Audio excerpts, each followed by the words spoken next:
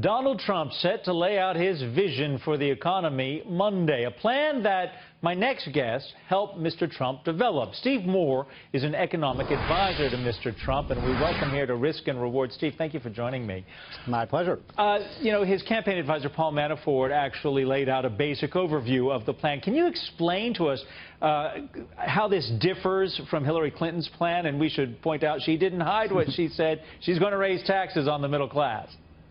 Well, I mean, there's a pretty sharp contrast here. It really is. I mean, let's look at taxes first. You know, Donald Trump is going to deliver the biggest tax cut since Ronald Reagan. Average family is going to save $1,500 to $2,000 a year on their taxes. That's a big amount given how much Americans have lost in income over the last 10 years. He's going to cut the business tax rate to about 15% for small and big businesses. That's going to bring a lot of jobs back to the United States. Now, contrast that with Hillary. I mean, every tax on the board she wants to raise. She wants to raise the capital gains tax. She wants to raise the tax on small businesses. She wants to raise the tax on wealthy people who tend to own small businesses.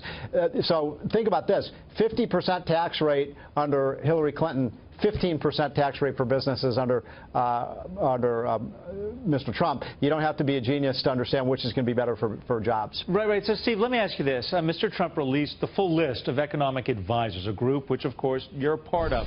It draws heavily on industry executives in finance and real estate. And I want to just bring up two people who jumped out at me, because the panel seems to lay open Mr. Trump to attacks from the Democrats.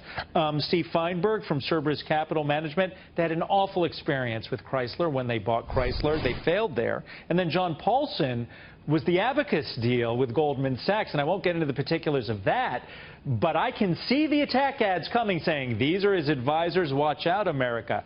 How do you respond to that? Well, look, I'm not going to speak to these gentlemen. I don't really know them personally, and I'll simply say that they're very successful in their business life. But, you know, who's going to be more beholden to Wall Street? I mean, Hillary's gotten, you know, tens, if not hundreds of millions of dollars of donations from Wall Street hedge fund managers, and Donald Trump a small fraction of that. I mean, who do you trust to represent the interests of the American people?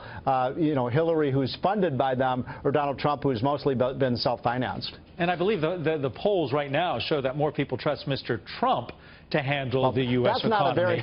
Yeah, that's for sure, and that's not a very high bar to clear, because Hillary really has a pretty awful plan. I mean, she wants to raise taxes, she wants to raise the minimum wage, she wants more of these shovel-ready projects. I mean, it's almost an entire duplication of what we've seen over the last 7.5 years. I just don't think the American people are going to buy into that somehow it's going to work now, even though it hasn't worked for the last 7 years. So let me ask you about this. Some major players within the GOP have felt that Mr. Trump has made some mistakes since the convention.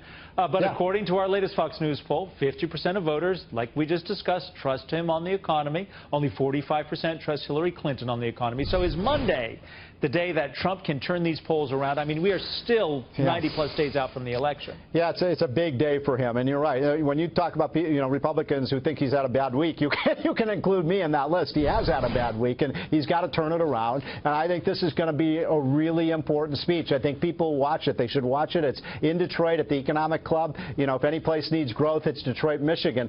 And he's going to lay out a plan on regulation, on taxes, on energy. And the other thing that Paul Manafort didn't mention is I think there's going to be a lot in there on how we're going to replace Obamacare with something that really works. I mean, you report on this every day on Fox Business News.